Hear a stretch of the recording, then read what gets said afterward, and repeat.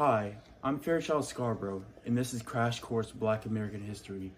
I'm here to talk about Osborne Perry Anderson, an African-American abolitionist who played a major role in the liberation of many, many slaves. With his courage and determination, he was one of the individuals that helped put an end to slavery, one of, if not, the most detrimental institution in American history. Let me provide some context right quickly. Slavery was brought to America in the 15th century, and for 400 years it thrived in capturing and enslaving just north of 4 million African American slaves before its timely demise. Now, during Osborne's time, tensions for and against slavery were really heating up, with some people wondering, is this really a fair institution, with the fairness of slavery not being questioned in a way most would think? Now, while he didn't have the uproaring influence on the ending of slavery like figures such as Frederick Douglass or Harriet Tubman, it goes to say that his actions could definitely be considered one of the final nails in the coffin. Anyway, let's hop in.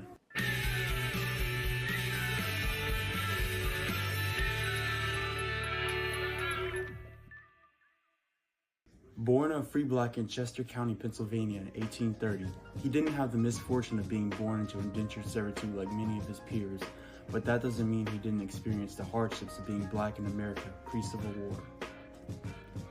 Little is known about his childhood besides the fact that he attended basic schooling, as our main focus is adulthood.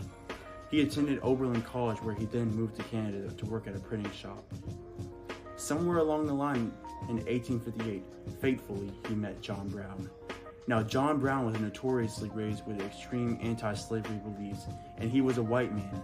This was big, as he sparked something in Anderson, and soon they began planning something.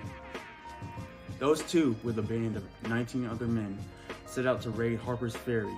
In their minds, this intervention would give them the opportunity to seize a plethora of weapons, enough firepower to cause enough chaos to spark a slave revolt that would domino and lead to the freeing of America from slavery.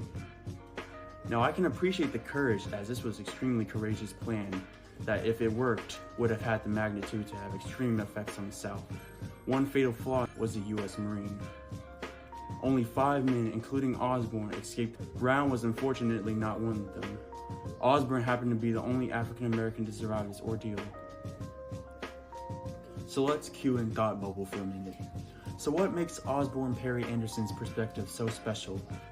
Well, he happened to be the only person to have any information on their raid, and he had very detailed information at that.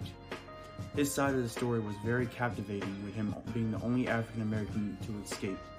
After the whole ordeal, he ended up writing A Voice from Harper's Ferry, which included details above about his mission, his motives, and the aftermath of the attempted raid. A very notable quote from his perspective of Harper's Ferry raid. As in the War of the American Revolution, the first bloodshed was a black man's. Crispus Attucks, he wrote.